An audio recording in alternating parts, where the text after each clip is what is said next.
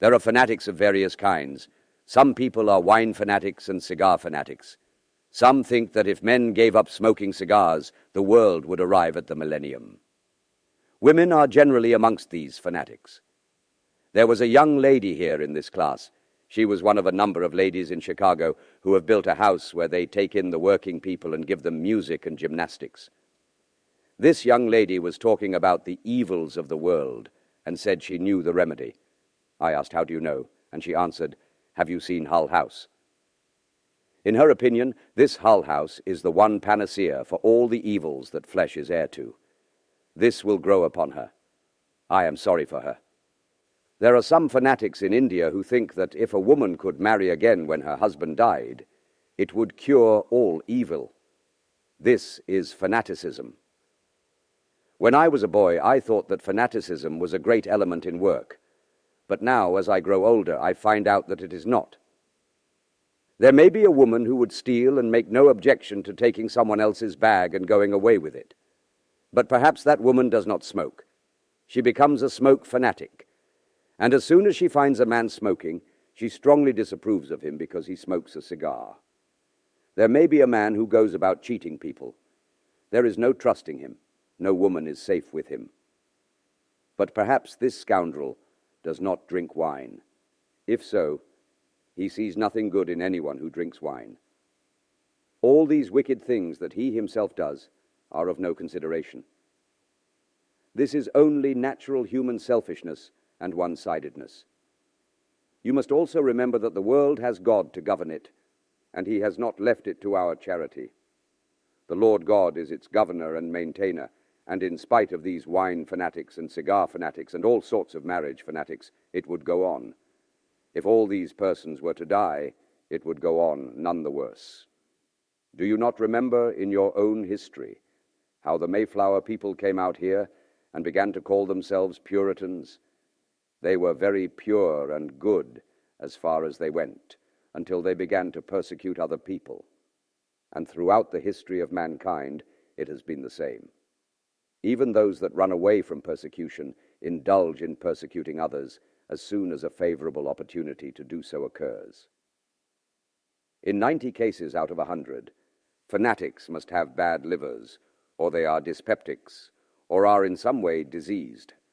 By degrees, even physicians will find out that fanaticism is a kind of disease. I have seen plenty of it. The Lord save me from it. My experience comes to this, that it is rather wise to avoid all sorts of fanatical reforms. This world is slowly going on. Let it go slowly. Why are you in a hurry? Sleep well, and keep your nerves in good order. Eat right food, and have sympathy with the world. Fanatics only make hatred. Do you mean to say that the temperance fanatic loves these poor people who become drunkards? A fanatic is a fanatic simply because he expects to get something for himself in return. As soon as the battle is over, he goes for the spoil. When you come out of the company of fanatics, you may learn how really to love and sympathize, and the more you attain of love and sympathy, the less will be your power to condemn these poor creatures. Rather, you will sympathize with their faults. It will become possible for you to sympathize with the drunkard, and to know that he is also a man like yourself.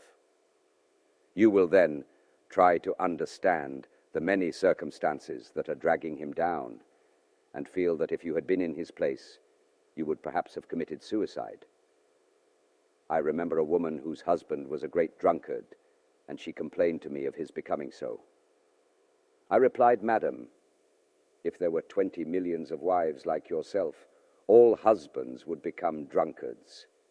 I am convinced that a large number of drunkards are manufactured by their wives.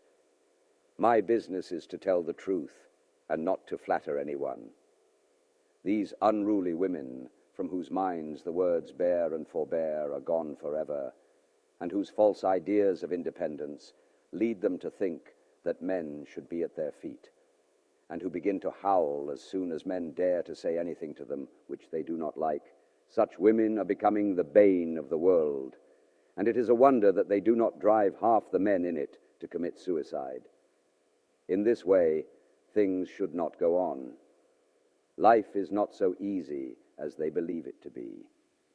It is a more serious business. A man must not only have faith, but intellectual faith too. To make a man take up everything and believe it would be to make him a lunatic. I once had a book sent me which said I must believe everything told in it. It said there was no soul, but that there were gods and goddesses in heaven, and a thread of light going from each of our head to heaven. How did the writer know all these things? She had been inspired and wanted me to believe it too. And because I refused, she said, "You must be a very bad man. There is no hope for you. This is fanaticism."